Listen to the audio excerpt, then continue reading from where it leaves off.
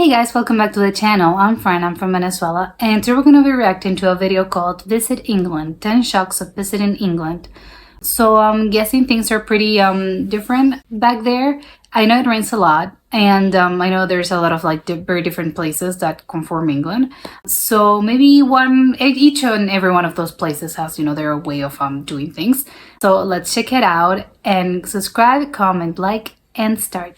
Hey there, fellow travelers. Mark here with Walter's World, and today we're in windy England here in London. It's very windy. Today we have for you are the 10 things that might shock a tourist when they do come here to England. And the first thing that shocks tourists is the English, they really mind their P's and Q's. I mean, they are very polite.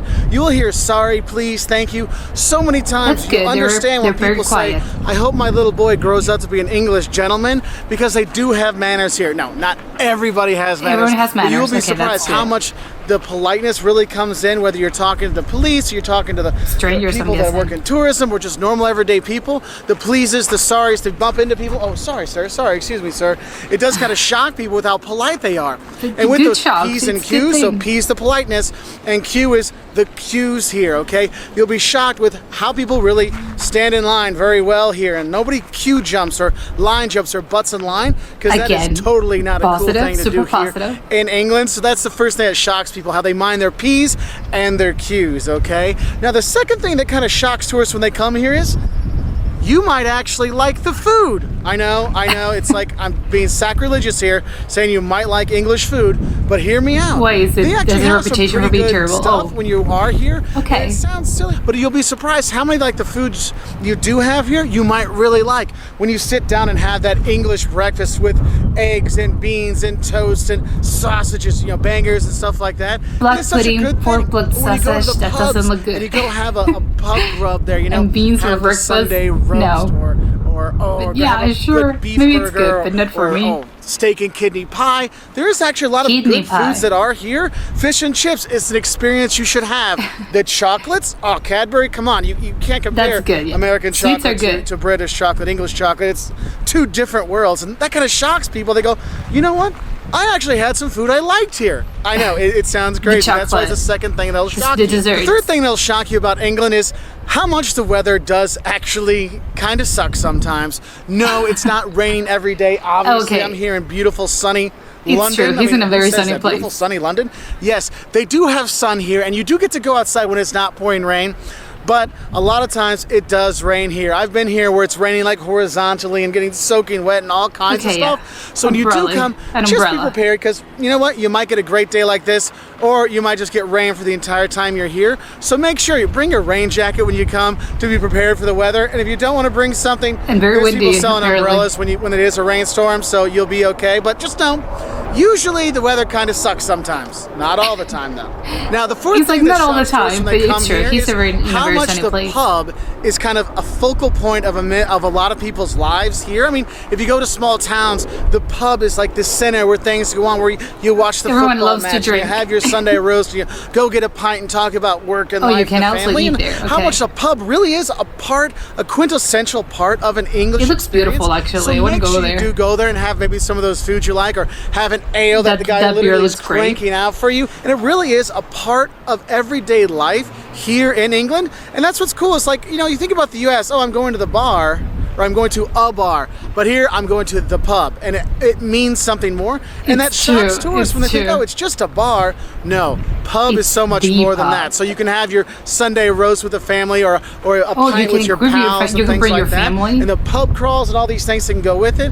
It is really cool, and it shocks people. It's a very different culture, I think. Really are to English culture. Like going to a bar. The fifth thing that'll shock you about England, which is kind of weird that I'm doing it here in London, is England is not just London. I know so many people that come to London and they say, I've seen England, or they say, I've seen Europe. City. Look, England and Europe, in that matter, is way more than London. London is an international city with all kinds of amazing things to do and see, but the country itself has tons of other things out there. The natural beauty and the things to see, and the history is fantastic. So you'll be shocked that there's more to England than London. So get out there. And that's why it leads into the sixth thing that's going to shock you. When you come to England and you get outside of out onto the countryside, this country is actually beautiful. Go through Kent and the gardens of Kent. Is that implying that London is so beautiful? Or go to the Peak District or the Lake District. Go Everything to is Yorkshire beautiful. and see York. I mean, this country is gorgeous, and you want to go out there and go explore it. And that's what's really cool. It's not just London. And when you get outside of London, the countryside and the towns and the villages really are beautiful things to see. Yeah, very green. So exploring that countryside leads us into the seventh thing that's going to shock you when you do come to England, and that is when you rent a car and your first roundabout. I'm not gonna lie to you, the first time I took a roundabout, I'm like, oh my God, I'm on first off, I drive on the left side of the road, okay? So make sure when you cross the street, you look right, otherwise you're gonna get smashed, okay? But the thing is, when you get that first roundabout, there's like 2 lanes and 2 lanes. You're always looking to the other side. Go right, so I gotta go around the roundabout and then come off this way, and you're like, oh my God. And once you do that first roundabout, and you're like, okay, where do I turn in? Where do I turn about? All these things, it will shock you into a heart attack. It must be pretty, okay? not just shocking, but also scary. You'll realize when you watch European Vacation, National Lampoon's European Vacation, and you see Chevy Chase going around, the Griswolds going around the circle. Look, kids, Big Ben, Parliament. Look, kids, big Parliament. For like 6 hours, you start to understand, because seriously, renting a car and driving on the other side of the road is shocking in of itself. But when you get that first roundabout, you're like, oh God, I'm gonna die, okay?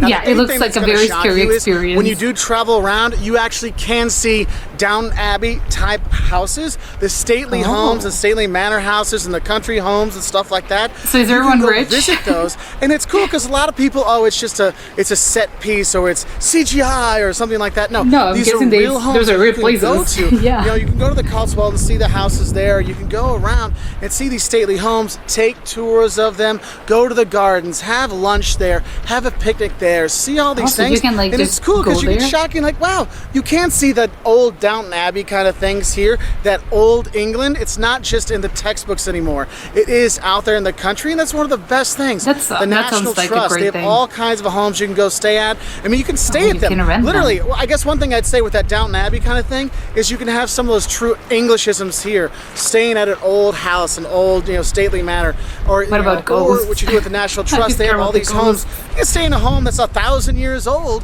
and enjoy that there. And that's what's so cool is you can get the history of England in these homes and to get that kind of Downton Abbey feel. I know that this show's been off the air for a while now, but it does have one of those things that shocks tourists. It's that, wow, I really get to enjoy those kind of things. Can visit incredible places. I will say, you get to see the Downton Abbey homes and stuff like that. The Downton Abbey acting and stuff like that. Yes, people still have good manners here, but it's not like Downton Abbey anymore. I'll tell you what, just go to the pub on Friday night or Saturday during the soccer football match. You'll understand. You just said it was very polite. Now, okay, so they just take off the polite mask. When you come here to England is the cops don't have guns. In the U.S. they've always got a gun on the side, no matter what. Here, the United States, most of the everyone cops, carries the bobbies, a gun. Yeah, they I don't think it's carry normal guns, all over the world. And the thing is, the cops here are super friendly as well. So it's kind of like they're there for security, but it's almost like they're also there for tourist help.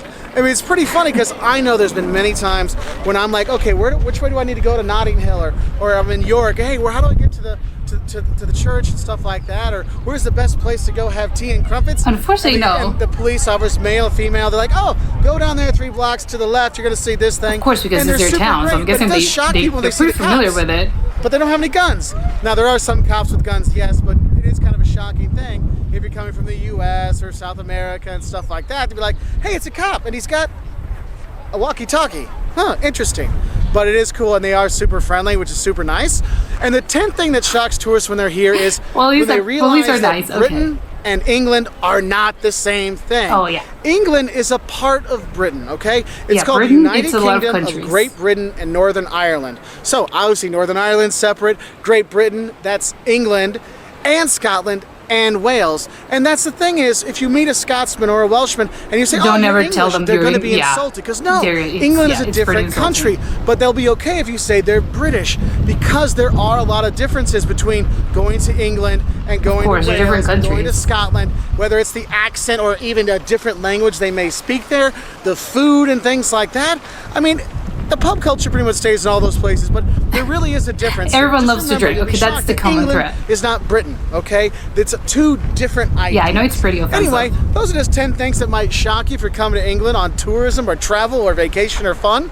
What are some of the things that shocked you about coming to England? Please put it in the comment section below so we can have more shocks. And if you want to see more videos like this, 10 things that'll shock you about London, 5 things you'll love and hate about visiting England, all kinds of stuff like that, check us out on our website at waltersworld.com. We're also on Twitter, Facebook, Instagram, and we really appreciate your likes, subscriptions, and we hope you have a great time here in England. And I won't be shocked if you don't have a not good time, because it is a fun place. So get out and explore. I mean, yeah, I'm guessing like if I'm traveling, I'm gonna have mind fun. Your manners.